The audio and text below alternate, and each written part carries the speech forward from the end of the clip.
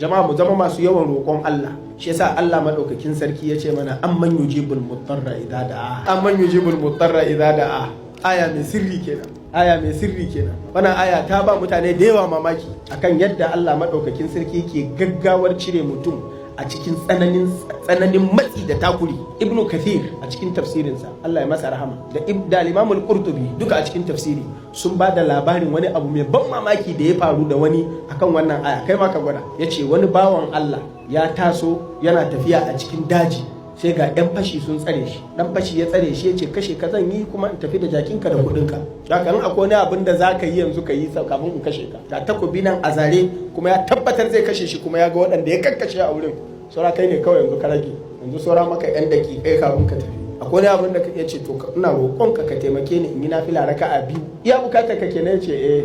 Ya ce to kai amma ka yi gaggawa ka gama sai in gama da kai sai in wuce. Don nan ba a wuce ba. Ya ce sai kabarta sallah. Yana kabartawa tsananin tsoron mutuwa, kasan dan adam yanda yake akan mutuwa. Yace sai ka tura kowace aya da bismillah da fatiha duk ya manta su. Sai rasa yadda zai yi, yana jira. In kuma ya bata lokaci, wannan zai ce kai kana bata min lokaci, kawai ya sare wuya.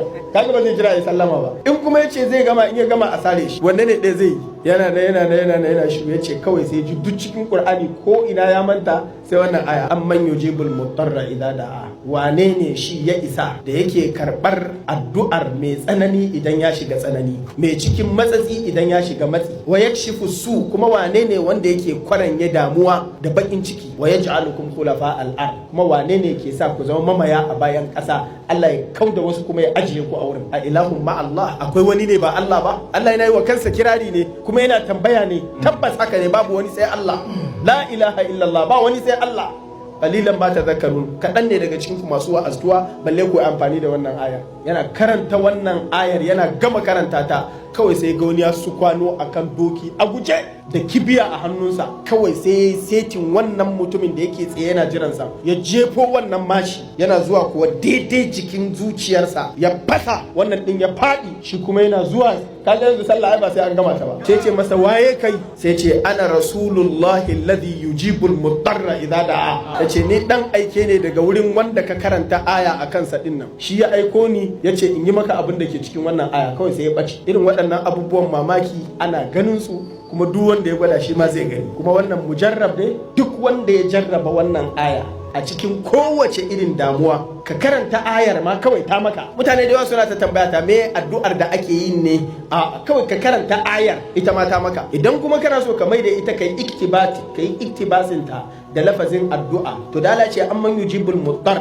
idza da'a, to kai kuma sai ka roki Allah da irin yadda Allah ya faɗa. Rabbi mujibal muttarri idza da'a, inni muttar wa qad da'awtuka fa ajibni. Yanzu zaka ga amsa daga wurin Allah. In baka haddace wannan ba, haddace ita ayar, kawai ka karanta ayar, kana mai kudurtawa a zuciyarka cewa Allah zai mu bukata ta gwargwadon abin da ke cikin wannan aya, wallahi sai kaga ijaba. Don haka jama'a mu koma ga Allah, mu roƙe shi. Duk waɗannan abubuwan da muka faɗa nan fa kowanne yana yin aiki, karka ɗauka guda ɗaya ne. In aka fara wannan sai ka ji wancan, in aka fara wani lokaci ma ayar alƙur'anin ko baka yi addu'a ba, kawai ka ɗauki wata aya ka karanta. Ana yaƙi, abokin gaba ya zo a guje da doki, shi kuma yana tsaye, kawai sai karanta wannan ayar zalla. Wa idza qara'ta alqur'ana ja'alna bainaka wa bainal ladina la yu'minuna bil akhirati hijaban mastura. Ya zo da takobi a zare, ya yiwo kansa, amma har ya iso inda yake kuma sai ya daina ganin sa kwata-kwata. Yace gani a kusa kamar zai buge ni da dokinsa, amma wallahi bai ganni ba. Allah ya rufe ni da ayar, wannan ayar ta cikin alqur'ani.